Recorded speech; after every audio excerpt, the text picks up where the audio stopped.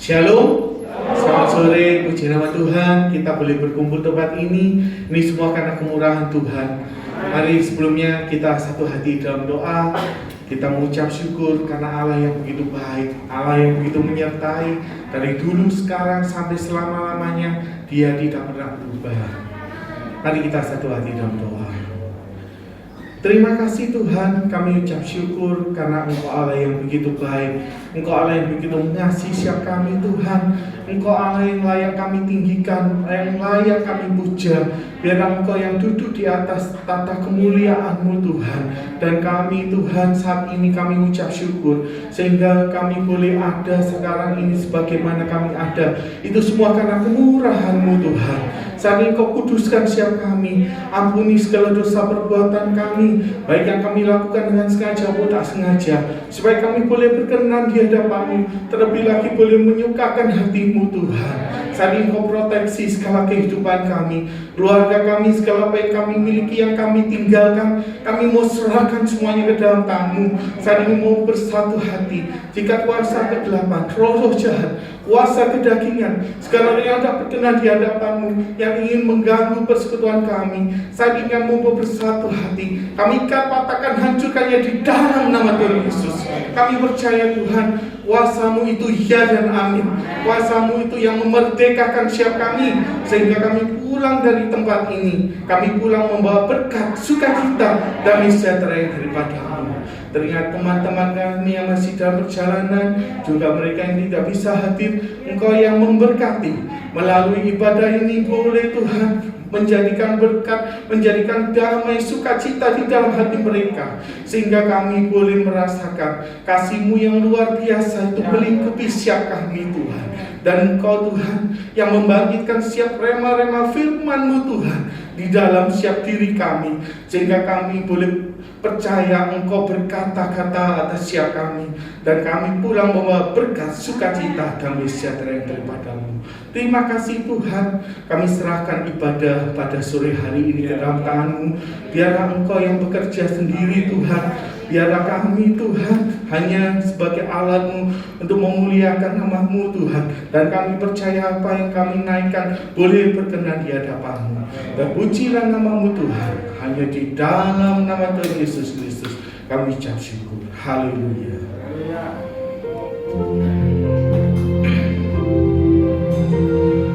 Ya Tuhan, kami yakin dengan segala iman kami Tuhan, penolong yang selalu setia, penolong yang selalu setia, memenuhi keperluanku. Tak pernah Dia mengecewakan. Yesus tuh tak pernah gagal. Penolong yang selalu setia, penolong yang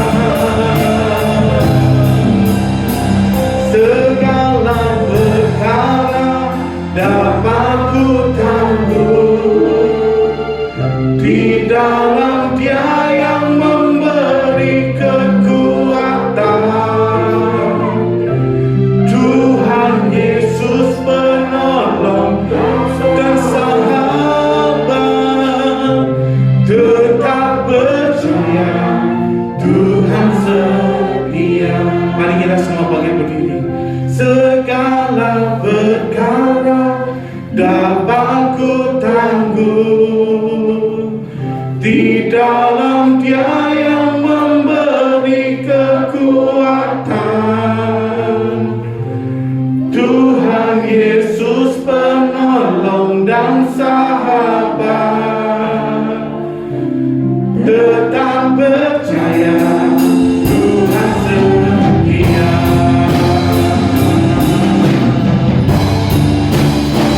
Segala perkara dapat kutanggung di dalam Dia yang memberi kekuatan. Tuhan Yesus penolong dan sahabat. Tetap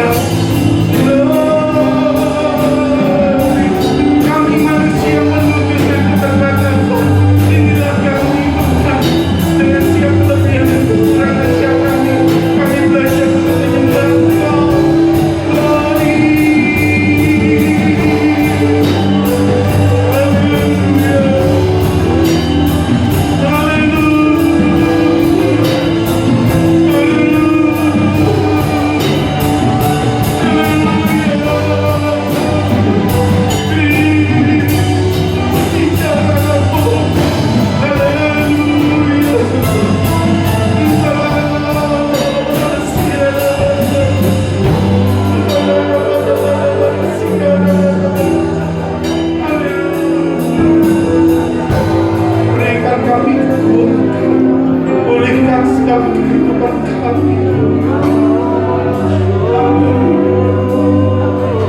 Haleluya.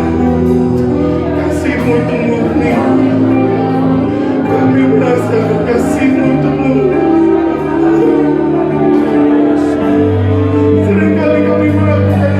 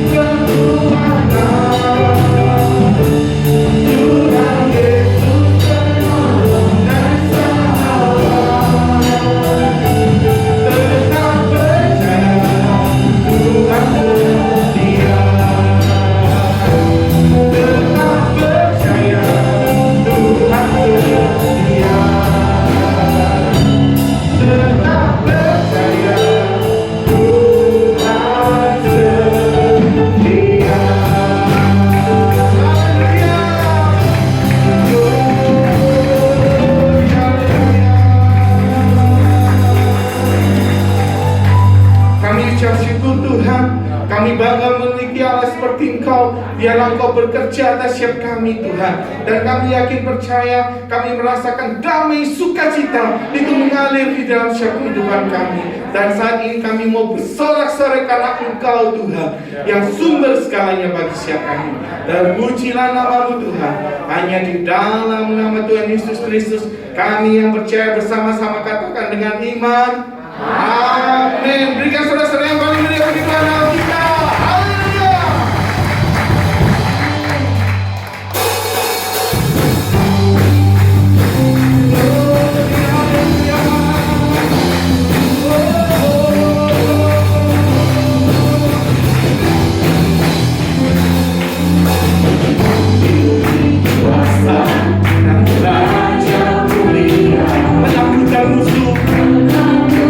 Musuh di bawah kaki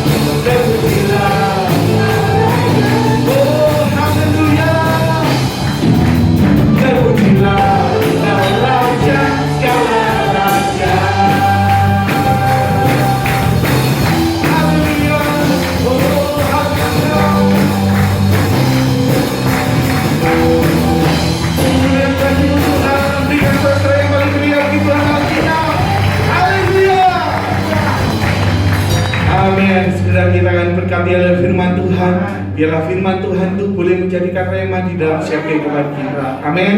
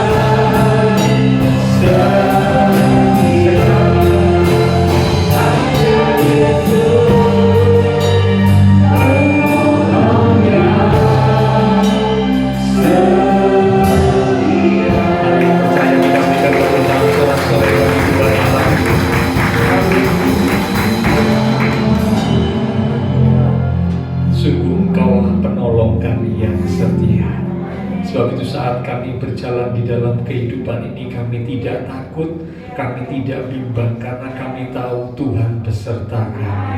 Immanuel, kasih Tuhan menerangi langkah hidup kami, bahkan Kau menyediakan yang terbaik buat kami. Terima kasih Tuhan buat kesempatan sore hari ini kami umat-umat Tuhan boleh hadir di rumah Tuhan. Telah kami sampaikan puji-pujian sorak-sorai kami yang keluar dari hati yang sungguh mengasihi Tuhan. Dan kami yakin setiap pujian yang kami sampaikan boleh menyenangkan hati Tuhan. Engkau hadir di tengah-tengah ibadah kami, bersemayam di atas pujian setiap umat-Mu. Kami hargai, kami hormati kehadiran Tuhan. Kami membuka hati kami lebih lagi, bahkan mengambil sikap seperti Maria, untuk duduk diam di bawah kaki Tuhan, menerima firman yang sangat kami perlukan. Hari urapi setiap kami ya Roh Kudus, lembutkan hati kami. Beri kami hati seorang hamba, telinga seorang murid, hati yang haus, hati yang rindu akan firman Tuhan. Sehingga ketika benih firman ditaburkan, sungguh boleh tertanam, berakar, bertumbuh dan berbuah di dalam kehidupan setiap kami.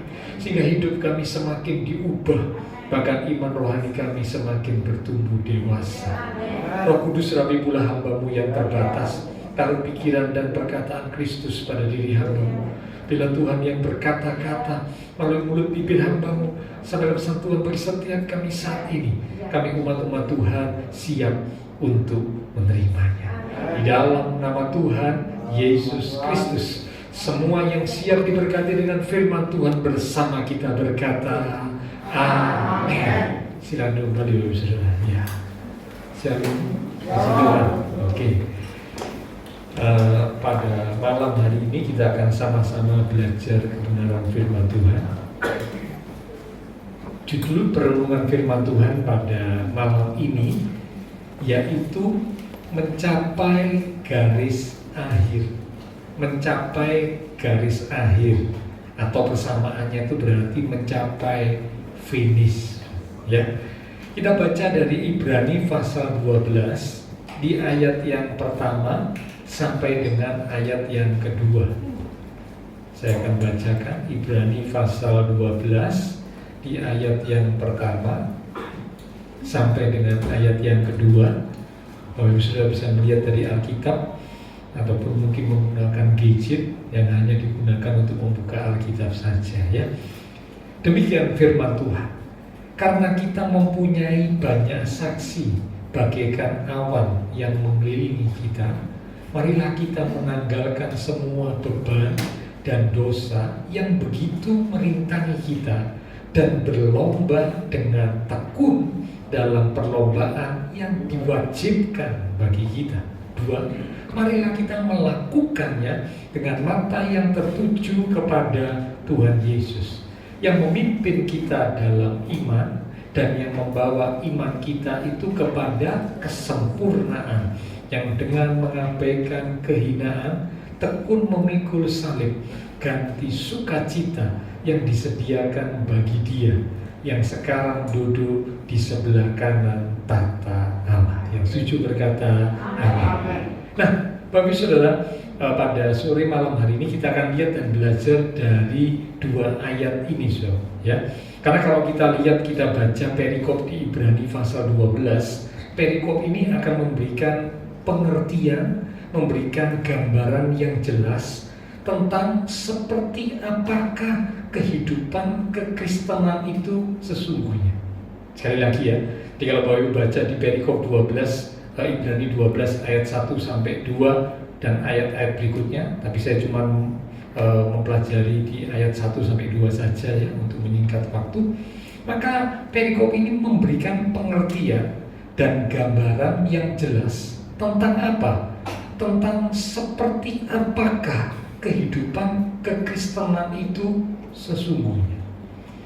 Nah, kita umat Tuhan perlu tahu, perlu mengerti gambaran tentang kehidupan kekristenan itu seperti apa.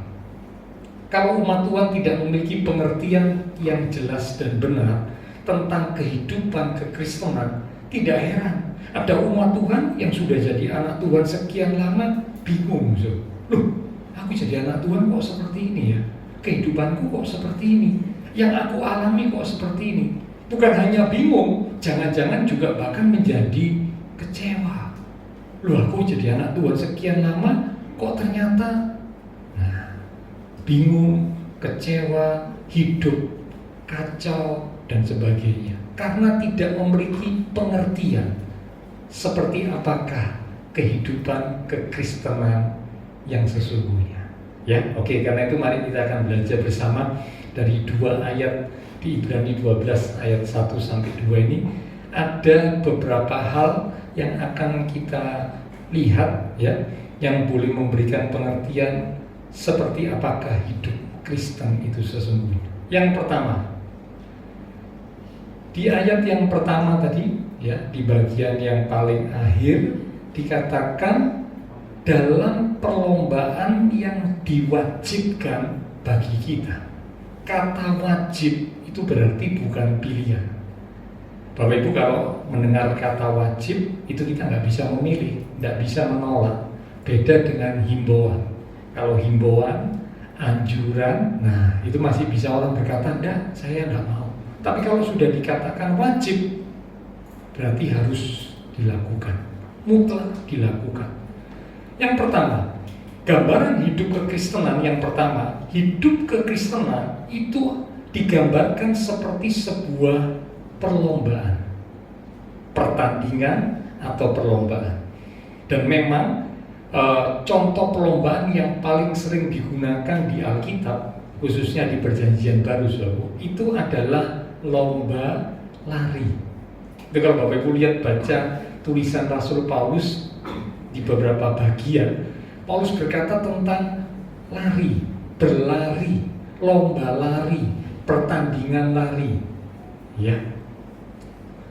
Nah, bicara tentang perlombaan dengan contoh pertandingan atau lomba lari, maka di pertandingan lari itu ada 2 garis. Garis yang pertama itu adalah garis start. Start itu memulai, ya, mengawali. Garis yang kedua adalah garis finish. Kalau Bapak Ibu saudara ditanya mana yang lebih penting, start atau finish? Sebenarnya dua-duanya penting, tapi yang jauh lebih penting itu adalah finish atau akhir. Apa gunanya seseorang bisa start dengan baik, mengawali dengan baik, tapi tidak sampai finish? Tidak ada gunanya, ya, karena finish itu menjadi satu hal yang penting di dalam sebuah perlombaan atau pertandingan. Nah, kekristenan digambarkan seperti seorang yang sedang mengikuti lomba. Garis start itu adalah garis di mana ketika kita percaya kepada Tuhan Yesus. Awal pertama kali mungkin ada yang percaya kepada Tuhan Yesus mulai dari lahir, ya, karena dilahirkan di keluarga Kristen seperti saya. Tapi mungkin ada juga yang baru percaya Tuhan Yesus di usia pertengahan atau di usia pemuda-pemudi, ya, karena mungkin mendengar Injil, karena mungkin melihat kesaksian hidup dan sebagainya, lalu tertarik untuk datang kepada Tuhan Yesus, untuk percaya kepada Tuhan Yesus. Nah, garis start adalah garis di mana kita percaya kepada Tuhan Yesus. Itu langkah awal kita masuk dalam pertandingan iman, perlombaan iman yang diwajibkan bagi kita. Ya. Nah, sedangkan garis finish, kapan suatu garis finish? Garis finish itu adalah saat kita mengakhiri hidup di dunia ini. Kalau start itu saat kita, bukan saat kita lahir, bukan. Karena belum tentu semua orang dilahirkan dalam keluarga Kristen. Startnya itu, memulainya itu saat percaya Tuhan Yesus. Tetapi finishnya itu adalah saat mati, tinggalkan dunia ini. Ya. Nah, menjadi pertanyaan, apakah kita yang sudah melewati garis start ini akan pasti bisa mencapai garis finish? Belum tentu. Tapi saya berdoa supaya Bapak Ibu Saudara dan saya yang ada di ruangan malam hari ini, begitu juga yang mungkin akan menyaksikan ibadah online ya, melalui YouTube. Ya, saya berdoa supaya setiap kita yang sudah memulai di garis start percaya kepada Tuhan Yesus, kita sama-sama bisa mencapai garis finish dengan baik. Ya, karena apa? Hidup kekristenan akan jadi sia-sia jikalau kita tidak bisa menyelesaikan 3 garis akhir. Sia-sia, beriman sekian lama, beribadah sekian lama, melayani sekian lama, tapi tidak sampai akhir, jadi sia-sia. Salah satu ayat di Galatia 3, kita lihat sebentar. Bapak Ibu kasih sekat Ibrani 12, nanti kita kembali lagi ya. Galatia 3 ayat yang ketiga. Adakah kamu sebodoh itu? Wah, ini kalimat tanya yang keras ya. Karena dikatakan, apa kamu ini bodoh atau sebodoh itu gitu ya. Nggak enak, semua pasti nggak ada yang mau ditanya seperti ini ya. Kenapa kok Tuhan bilang bodoh? Lanjut. Kamu telah mulai dengan roh, maukah kamu sekarang mengakhirinya di dalam daging? Startnya sudah bagus dengan roh. Dengan roh itu berarti percaya kepada Tuhan Yesus, dipimpin, dituntun Roh Kudus, dikuasai oleh Roh Allah. Bagus. Start mulainya bagus. Tapi Alkitab berkata diakhiri dengan daging. Maaf, bodoh. Ada nggak anak Tuhan seperti ini? Ada. Sudah percaya Tuhan, sudah melayani Tuhan bahkan, tapi mungkin karena sesuatu hal di tengah perjalanan mengiring Tuhan, dia mundur, dia tinggalkan Tuhan. Sangat disayangkan, dia tidak bisa mencapai garis finish dengan baik. Nah, memang mencapai garis finish bukanlah hal yang mudah. Bukan hal yang mudah. Start itu satu hal yang sudah kita lakukan bersama. Tapi mengakhiri hingga mencapai garis finish dengan baik bukan hal yang mudah. Ada godaan-godaan, ada daya tarik yang ingin menarik, memikat kita supaya keluar dari jalur, dari lintasan yang benar. Keluar. Ada satu kisah yang mungkin bisa menjadi satu ilustrasi buat kita, saudara ya, tentang putri yang cantik dan apel emas. Ini cuma kisah dongeng, saudara ya, tapi dari kisah ini ketika saya baca, ini boleh jadi satu ilustrasi buat kita. Alkisah ada seorang putri yang cantik. Karena memang cantik, saudara ya, dia disukai oleh banyak orang. Para pria, pemuda, ya pangeran-pangeran menyukai putri ini. Sampai putri ini bingung, saudara. Ya, nah memang kalau nggak ada yang menyukai, bingung, saudara. Banyak yang menyukai juga bingung. Ya, itu saudara ya, repot juga ya. Tidak ada yang suka, bingung, saudara. Tapi banyak yang suka juga bingung. Ya, nah ini mana yang cocok, mana yang pantas buat saya? Ya, ini tanya sang putri dalam hatinya. Di tengah kebingungannya, sang putri ini mengambil keputusan untuk membuat sebuah sayembara. Karena dia bingung, banyak pria, ya, termasuk pangeran-pangeran yang naksir, yang ingin jadi suaminya. Mana yang harus aku pilih? Kriteria seperti apa? Ya, maka akhirnya dia putuskan, dia membuat sebuah sayembara. Sayembaranya itu berbunyi demikian. Siapa yang bisa mengalahkan aku dalam perlombaan lari, maka orang itu akan menjadi suamiku. Ya, siapa yang bisa mengalahkan putri yang cantik ini dalam lomba lari, maka orang itu atau pria itu akan jadi suami si putri. Nah, ini bukan hal yang mudah. Karena putri yang cantik ini ternyata terkenal sebagai pelari yang cepat.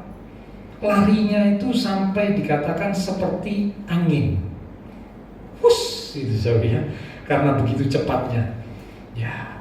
Nah, banyak pemuda-pemuda yang daftar ya, karena memang banyak yang jatuh cinta, banyak yang naksir sama putri yang cantik ini Tapi ketika mereka daftar yang ikut sayembara itu, lalu mereka masuk ke perlombaan lari. mereka tidak bisa menang dengan putri ini. Karena memang putri ini, wah, larinya sangat cepat, luar biasa. Sehingga selalu sang putri ini bisa mengalahkan pria-pria yang melawan dirinya dalam perlombaan atau pertandingan lari. Putri sampai di garis finish duluan. Bahkan ada pria ya yang agak gemuk ya, nantang sang putri dalam lomba lari.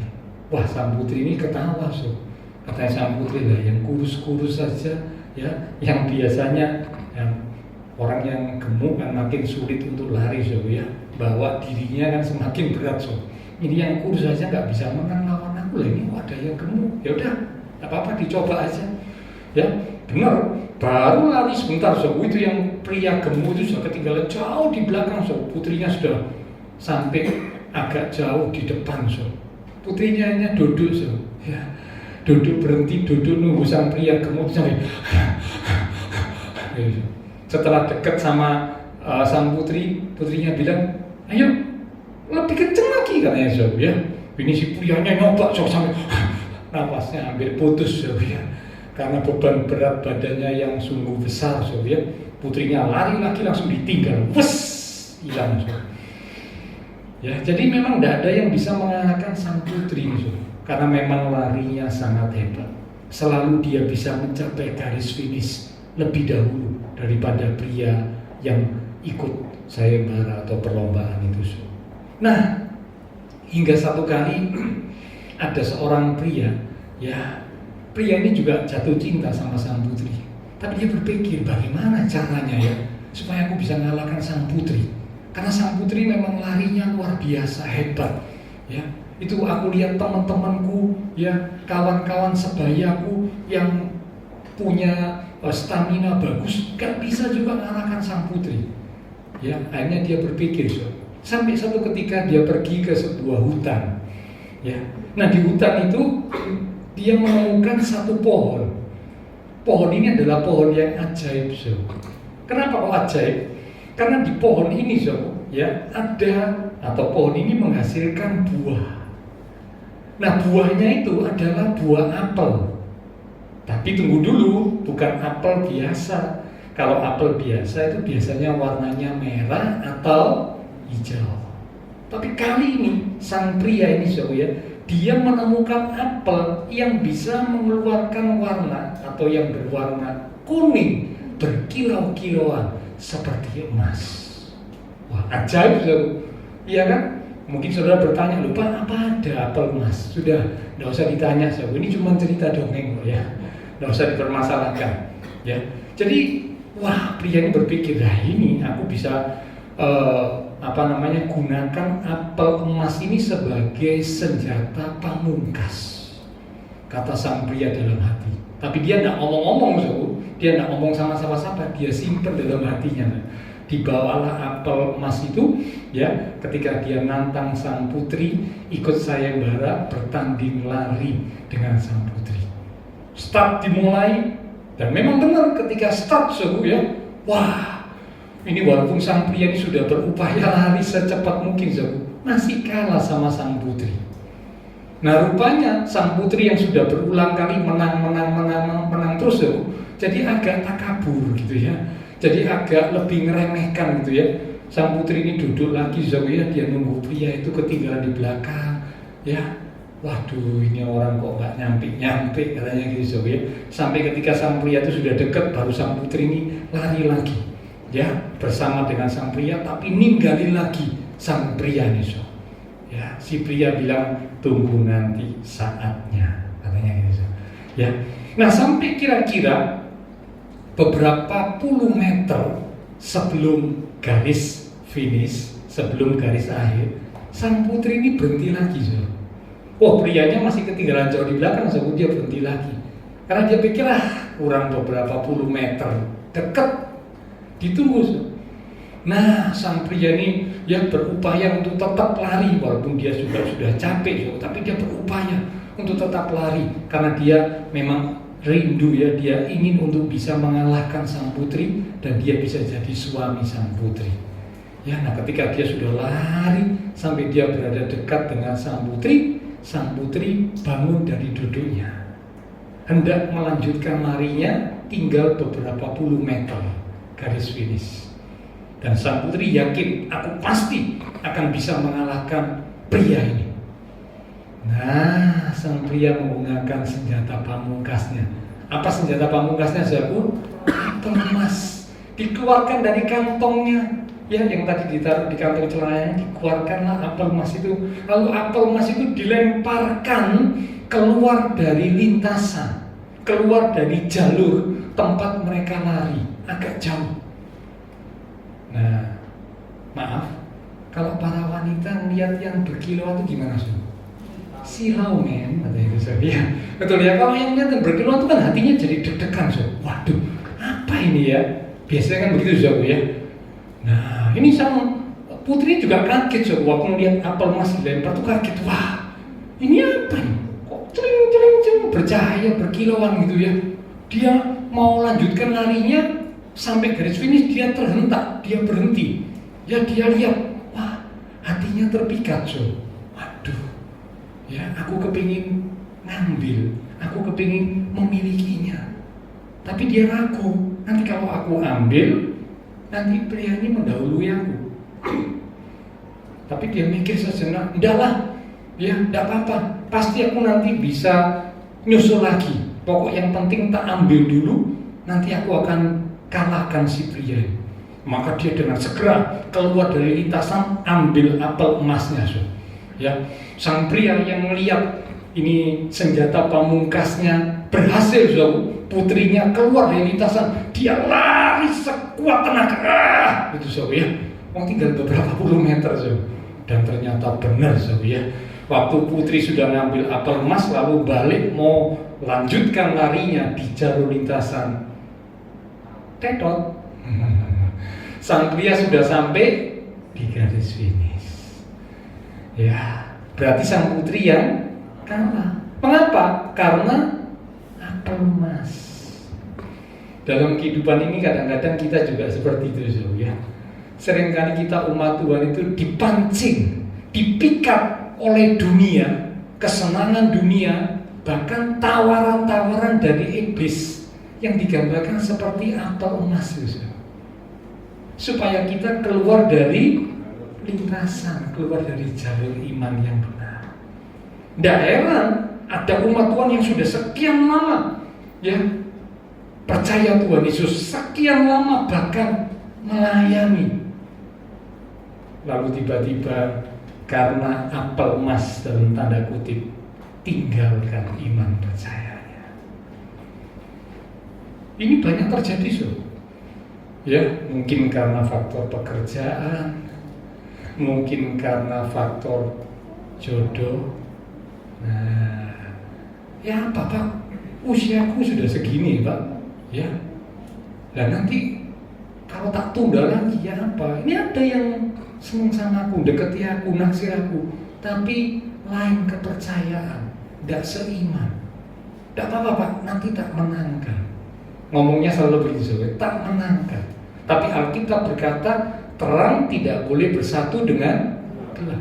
Jadi kalau ada anak Tuhan, dia memaksakan dirinya bersatu dalam pernikahan dengan orang yang tidak seiman, itu melanggar firman Tuhan. Berarti sudah berdosa. Dosa loh, so. Jadi jangan pikir, oh, kalau dosa itu cuma mencuri. Enggak, bukan hanya itu. Bukan hanya mencuri, bukan hanya membunuh. Setiap melanggar firman sudah berdosa. Termasuk ketika seorang umat Tuhan, karena mungkin yaitu penilaian-penilaian tertentu, lalu memutuskan menikah dengan orang yang tidak seiman. Dosa. Dan banyak, ya, kejadian seperti itu. Bukan memenangkan jiwa, tapi justru malah tinggalkan Tuhan. Itu yang banyak. Mengapa? Karena menarik, membawa orang datang kepada Tuhan Yesus itu tidak gampang. Tarikan dunia, tarikan dari iblis itu lebih kuat dan lebih menyenangkan secara daging. Betul nggak, so? Betul. Tapi kalau mau jadi pengikut Tuhan dikatakan harus sangkal diri, pikul salib, sakit. Nggak enak, so. Memenangkan orang jadi pengikut Tuhan sungguh-sungguh, nggak gampang. Loh maaf ya, jangan lagi menangkan orang lain. Diri kita sendiri loh, diperjuangkan untuk tetap sungguh-sungguh setia, taat kepada firman Tuhan. Gampang nggak, so? Saya tanya jujur, saudara yang hadir malam hari ini, kalau kita mau tetap taat hidup dalam kebenaran, gampang atau tidak? Kalau mau jujur, tidak gampang. Loh, jangan lagi menangkan orang lain. Loh, mempertahankan diri kita sendiri saja sudah butuh perjuangan. Lah kok lagi menangkan orang lain, so? Tidak gampang. Mungkin ada yang bisa menangkan, puji Tuhan. Tapi belum tentu. Kebanyakan tidak bisa menangkan, so. Justru dianya yang mundur tinggalkan Tuhan. Nah ini ya. Jadi hati-hati. Dikatakan hidup kekristenan itu yang pertama seperti sebuah pertandingan, sebuah perlombaan. Digambarkan contohnya seperti lomba lari. Ada sodoran, tawaran, godaan dari dunia, dari iblis, apel emas, ngiming-ngiming supaya keluar dari lintasan dan tidak bisa mencapai garis akhir dengan baik. Yang kedua sekarang, ya. Oke. Kalau kita lihat di Ibrani 12 tadi dikatakan kita mempunyai banyak saksi bagaikan awan yang mengelilingi kita. Yang kedua, hidup kekristenan itu dikatakan punya banyak saksi. Banyak umat Tuhan menafsirkan kata saksi di sini adalah sembarang orang yang ada di sekitar kita.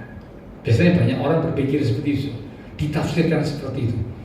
Ya, sesungguhnya kata banyak saksi di sini, penafsiran yang tepat itu adalah orang-orang yang sudah menang, yang tertulis di dalam Alkitab, yaitu ada di Ibrani pasal yang ke-11.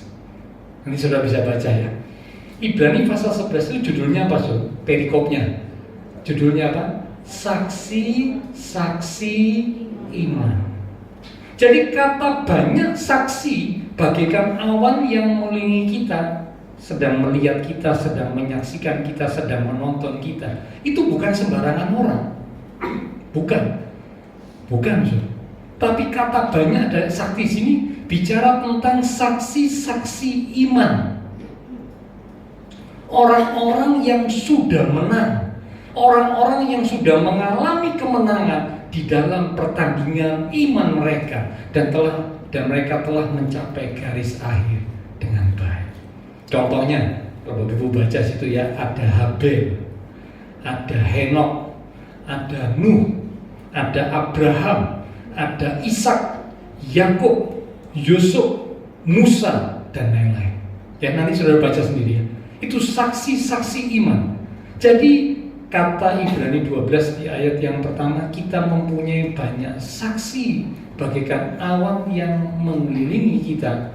Itu bukan sembarangan orang, tapi ini bicara tentang saksi-saksi iman, yaitu orang-orang yang sudah mengalami kemenangan di dalam pertandingan iman. Mereka berhasil mencapai garis finish, garis akhir dengan baik.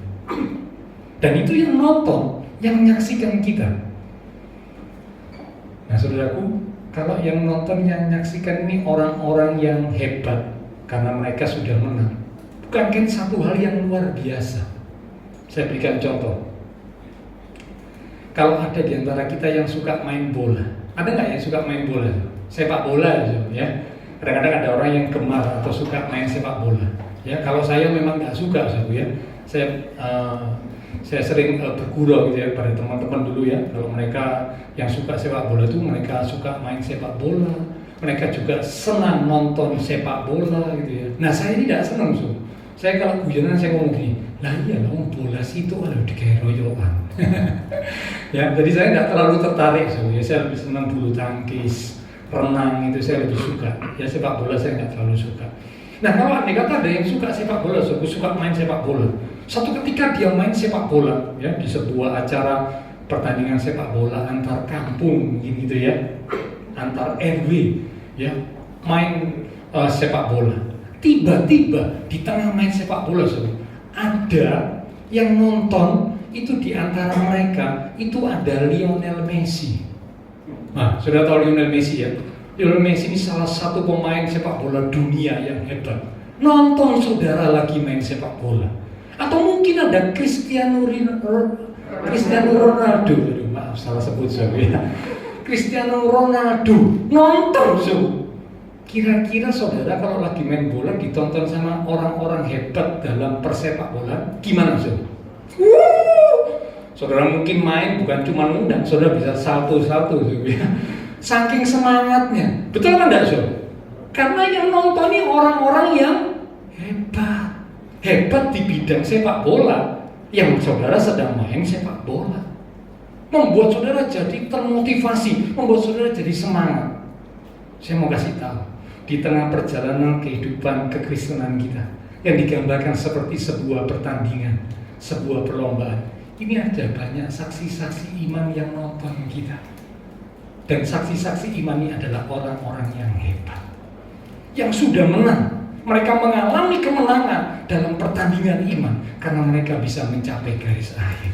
Wow, sesuatu yang luar biasa. Seperti halnya tadi, jadi semangat ditonton oleh Ronaldo dan sebagainya. Kita pun biarlah jadi semangat karena ada orang-orang yang sudah menang ini nonton kita. Bahkan mungkin ngasih semangat gitu ya, supaya kita terus berjuang lebih sungguh-sungguh dalam pertandingan iman kita. Amin. Oke. Ini yang kedua ya. Sekarang yang ketiga, di Ibrani 12 tadi ayat 1 dan 2 ada juga kata, marilah kita menanggalkan semua beban dan dosa yang begitu merintangi kita.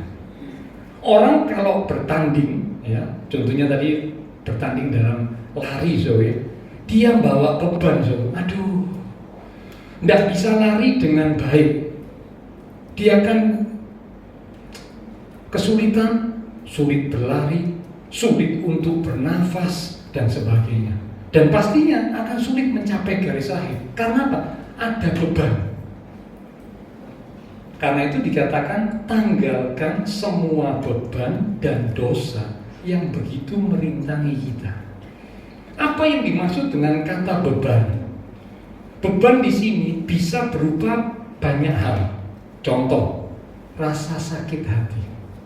Rasa sakit hati itu bisa jadi beban yang menghalangi kita untuk bisa mencapai garis akhir dengan baik. Contoh yang lain, trauma kegagalan. Orang yang pernah gagal lalu trauma kegagalan. Trauma kegagalan itu bisa jadi satu beban yang membuat dia sulit untuk bisa mencapai garis akhir dengan baik. Contoh yang lain lagi, mungkin ada orang yang mengalami masalah yang berat, yang begitu menekan hidupnya. Masalah yang berat, yang begitu menekan hidup anak Tuhan ini, bisa menjadi satu beban yang menghalangi, merintangi dia untuk bisa mencapai garis akhir dengan baik. Tanggalkan beban. Itulah sebabnya Tuhan Yesus berkata di Matius 11 ayat yang ke-28, pasti banyak yang tahu. Apa bunyinya? Matius 11 ayat 28. Marilah kepadaku yang letih lesu dan berbeban berat, aku akan memberikan kelegaan kepadamu. Mari datang kepada Tuhan Yesus yang punya beban, ya, karena mungkin sakit hati, trauma kegagalan, masalah yang berat menekan hidupnya. Datang kepada Tuhan Yesus, letakkan beban saudara di bawah kaki Tuhan Yesus. Tuhan mengundang, Tuhan beri kelegaan. Ada lagi yang lain, dikatakan dosa. Ada yang punya beban, ada yang punya dosa. Nah, kalau yang punya dosa harus dibereskan. 1 Yohanes 1 ayat yang ke-9 dikatakan, 1 Yohanes 1 ayat 9, jika kita mengaku dosa kita, maka Ia, Tuhan, adalah setia dan adil, sehingga Ia akan mengampuni segala dosa kita dan menyucikan kita dari segala kejahatan kita. Dosanya harus dibereskan. Ngaku dosa, minta ampun, bertobat. Saya tidak ngomong banyak lagi ya, karena beberapa waktu yang lalu saya sudah jelaskan tentang ini. Bertobat, Kalau tidak bertobat, itu jadi penghalang untuk kita bisa mencapai garis akhir dengan baik. Beban dan dosa ditanggalkan supaya tidak jadi penghalang. Beban diletakkan di bawah kaki Tuhan Yesus karena Tuhan memang mengundang yang berbeban berat, sedangkan dosa dibereskan dan bertobat sehingga tidak ada yang merintangi kita di dalam pertandingan iman untuk mencapai garis akhir dengan baik. Ya, itu yang ketiga. Oke, sekarang yang keempat, so. Di kalimat di Ibrani 12 ayat 1 sampai 2 ada dikatakan berlomba dengan tekun. Tekun. Ternyata kehidupan kekristenan itu memerlukan ketekunan. Di dalam perjalanan hidup anak Tuhan yang digambarkan seperti sebuah pertandingan, itu butuh ketekunan. Mari kita lihat sebentar Ibrani 10 ayat 36. Ibrani 10 ayat 36. Sebab kamu memerlukan ketekunan. Ini sudah garis bawahi kata memerlukan. Kamu ini siapa? Kamu itu ya Bapak Ibu Saudara dan saya, umat-umat Tuhan. Kita ini memerlukan ketekunan. Jadi ketekunan itu bukan hal yang remeh. Ketekunan itu hal yang penting. Kami dikatakan kamu, kita memerlukan ketekunan supaya sesudah kamu melakukan kehendak Allah, kamu memperoleh apa yang dijanjikan itu. Yang keempat, hidup kekristenan itu butuh tekun. Nah, kalau mau jujur, saudara, belajar tekun itu gampang enggak, saudara? Sulit. Mengapa? Karena manusia ini seringkali gampang bosan, jenuh. Itu paling gampang, saudara. Jadi kalau mau tekun itu sulit. Saya kalau menjumpai orang-orang yang bisa tekun, saya itu kagum, saudara. Dan itu memotivasi diri saya. Ya, kalau saya jumpai ada orang-orang yang bisa tekun, saudara, wah, saya kagum dan saya termotivasi. Karena sulit mencari orang yang bisa belajar tetap bertekun, itu sulit, so. Apa arti tekun? Tekun itu di dalam bahasa aslinya itu dikatakan hupomone, ya.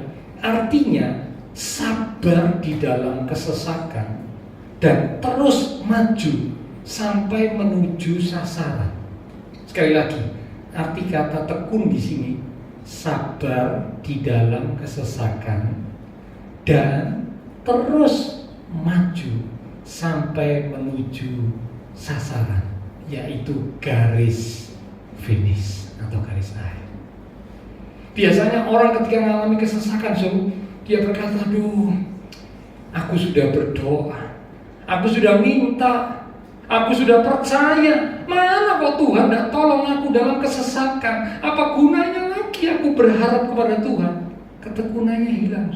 Tuhan bilang suruh sabar dalam kesesakan. Orang yang tekun, dia sabar dalam kesesakan dan terus maju. Tidak mundur, tapi terus maju. Walaupun dalam kesesakannya terus maju sampai menuju sasaran, yaitu garis finish atau garis akhir. Ya, jadi yang keempat, kehidupan kekristenan itu ternyata memerlukan ketekunan. Ya, jadi ayo sama-sama belajar. Memang tidak gampang, sobat. Sekali lagi untuk tekun itu tidak gampang. Alkitab berkata banyak orang menyebut diri baik hati, tapi orang yang setia, siapakah yang menemukannya? Kesetiaan, ketekunan itu sesuatu yang langka, sesuatu yang sulit. Sampai Alkitab berkata siapakah yang menemukannya? Biarlah kita yang hadir malam hari ini, kita belajar dan berjuang untuk menjadi orang-orang yang teguh sampai mencapai garis akhir. Sedang dalam kesesakan tetap sabar, terus maju sampai menuju sasaran, yaitu garis finish, garis akhir. Yang kelima sekarang, yang terakhir. Ya, jadi yang pertama saya ulang, review ya. Yang pertama dikatakan hidup kekristenan itu digambarkan seperti sebuah perlombaan. Namanya perlombaan ada dua garis, start dan finish. Start semua kita sudah melewatinya karena kita sudah percaya Tuhan Yesus. Itulah startnya, langkah awal, garis awalnya.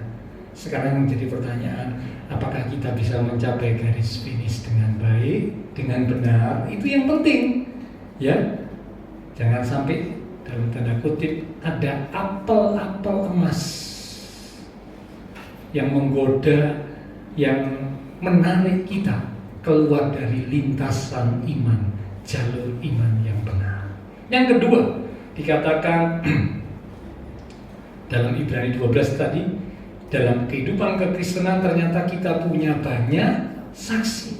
Dan saksi itu bukan orang-orang biasa. Mereka adalah orang-orang yang menang, sudah menang, karena mereka sudah mengakhiri pertandingan iman dengan baik. Dan boleh jadi satu contoh. Ya, ada Habel, Henok, Nuh, Abraham, Ishak, dan seterusnya.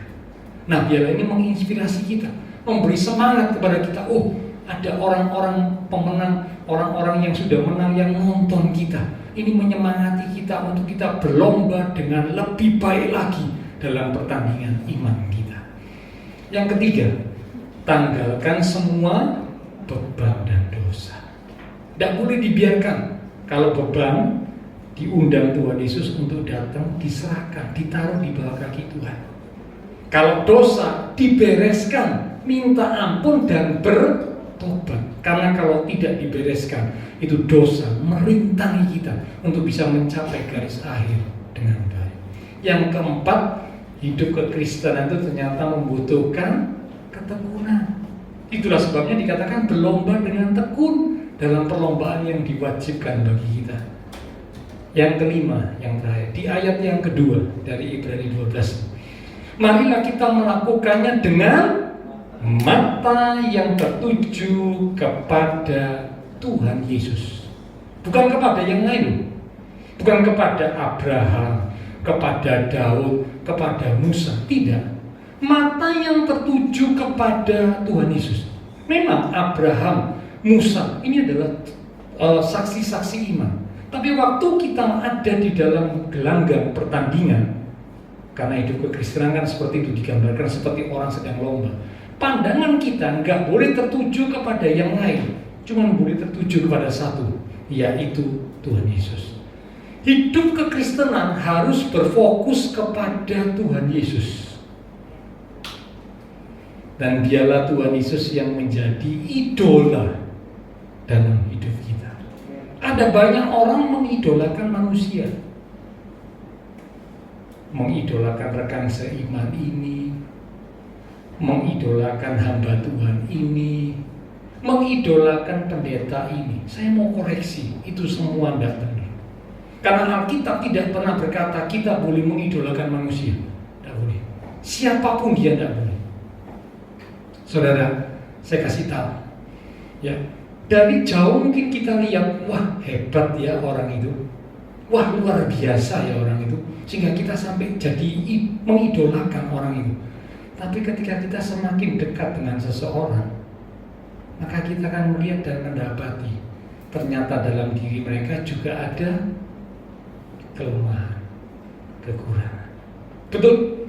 Kalau saudara lihat dari jauh, saudara tidak menemukan kelemahan itu. Tapi semakin saudara dekat dengan seseorang, semakin nampak ada kelemahannya, ada kekurangannya. Betul atau tidak? Oh iya, siapapun dia, tidak ada orang yang tidak punya kelemahan, tidak ada. Tokoh Alkitab pun semua punya kelemahan. Padahal mereka ini orang-orang hebat, tapi mereka punya kelemahan. Cuma satu yang tidak punya kelemahan. Siapa saudara? Tuhan Yesus. Yang lain semua punya kelemahan. Abraham punya kelemahan, Daud punya kelemahan, Musa punya kelemahan, Salomo, punya kelemahan, banyak. Semua tokoh Alkitab sudah bisa sebut, semua punya kelemahan. Cuma satu yang tidak punya kelemahan, Tuhan Yesus. Karena itulah ayat ini berkata, lakukanlah dengan mata yang tertuju kepada Tuhan Yesus. Fokus kepada Tuhan Yesus. Biarlah Tuhan Yesus yang menjadi idola dan teladan dalam hidup kita. Kita akan jadi kecewa, stres, putus asa ketika kita melihat kepada yang lain.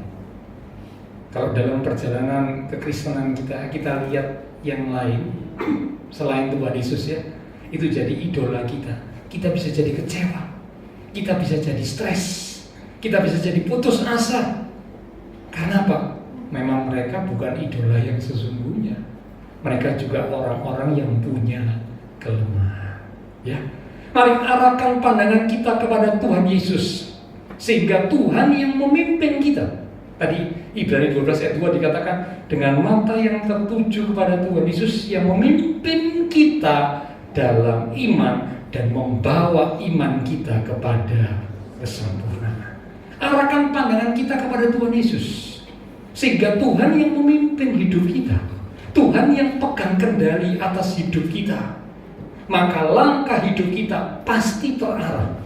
Kalau Tuhan yang memimpin hidup kita, Tuhan yang pegang kendali atas hidup kita, saya berani jamin langkah hidup kita itu pasti terarah. Pasti terarah. Dan kita pasti akan berhasil melewati setiap tantangan yang ada.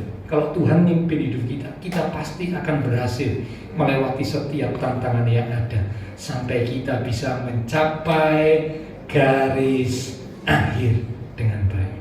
Yuk kita baca ayat penutup. Setelah ini pelan-pelan mimbar, silakan maju ke depan. 2 Timotius 4 ayat 7 sampai 8. 2 Timotius 4 ayat 7 sampai 8. Kita baca sama-sama ya. 2 Timotius 4 ayat 7 sampai 8. Semua sudah mendapat? 2, 3. Aku telah mengakhiri pertandingan yang baik.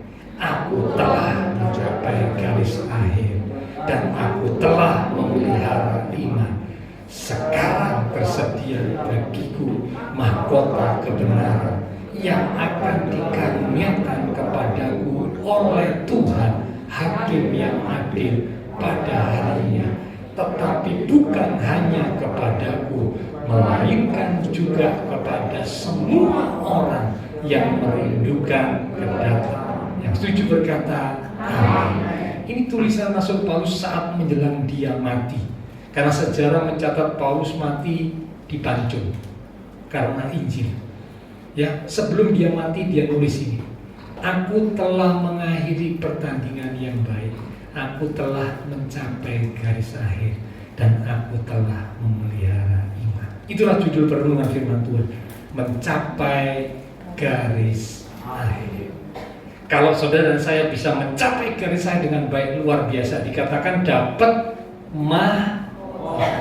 mahkota manusia saja banyak yang rebutan, so. Ya, mahkota ini kan bicara tentang kedudukan, so. Betul, di dunia ini banyak orang rebutan kedudukan, so. Waduh, bukan cuma banyak, so. Wakeh. Sampai segala cara dihalalkan demi untuk bisa meraih satu posisi atau satu kedudukan tertentu. Betul atau tidak, so? Oh iya. Padahal itu cuma mahkota manusia. Mahkota dari manusia yang sifatnya tidak abadi. Orang rebutan. Saya kasih tahu Bapak Ibu Saudara, Tuhan sediakan mahkota yang abadi buat kita. Diberikan kepada siapa? Kepada orang yang bisa mengakhiri pertandingan iman dengan baik. Mari sama-sama kita berjuang. Ya, garis start telah kita lewati, tapi garis finish masih belum. Jangan berpuas diri, tetap waspada. Jangan tergoda oleh apel-apel emas sehingga keluar dari lintasan. Arahkan pandangan kita kepada Tuhan Yesus yang memimpin kita dalam iman dan membawa iman kita kepada kesempurnaan. Mari kita akan datang kepada Tuhan. Lewat satu pujian kita katakan, aku mau tetap setia Tuhan. Seperti wanita murah menangis di bawah kaki, menangis di bawah kaki. Demikianlah hidupku, demikian hidupku mau mengasihimu.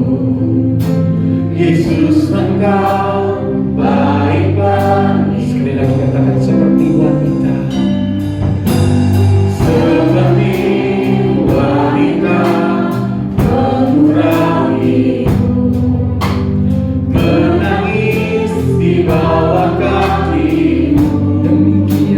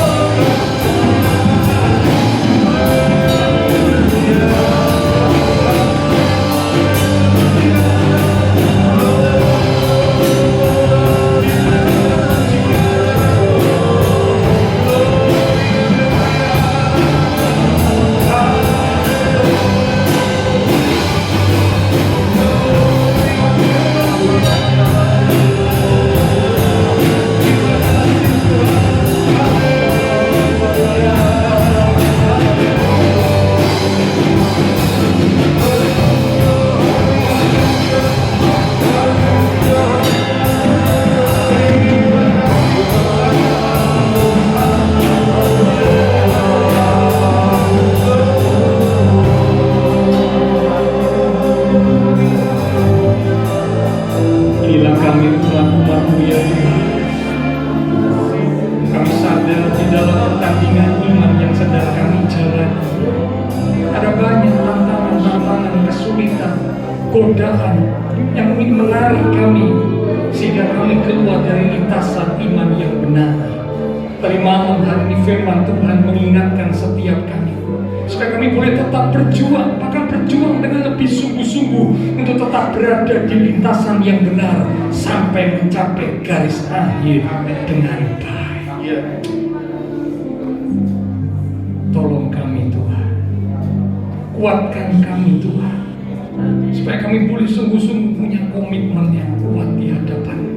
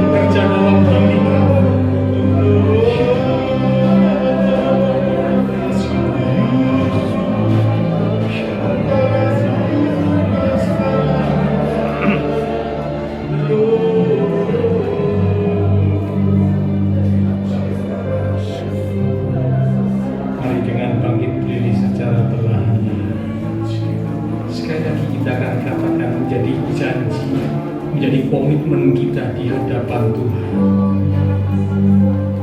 Sampai akhir ku menutup mata, ku tetap setia menanti janji-Mu sampai ku dapatkan, sampai ku dapatkan mahkota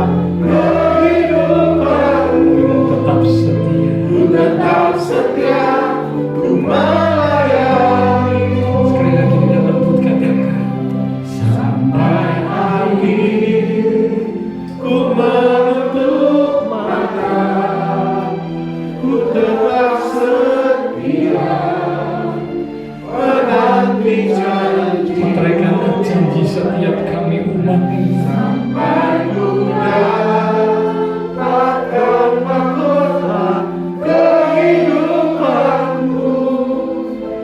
tetap setia, ku melayani. Sekali lagi, sampai akhir ku menutup mata, ku tetap setia menanti janji. Dapatkan mahkota kehidupanku, tetap setia.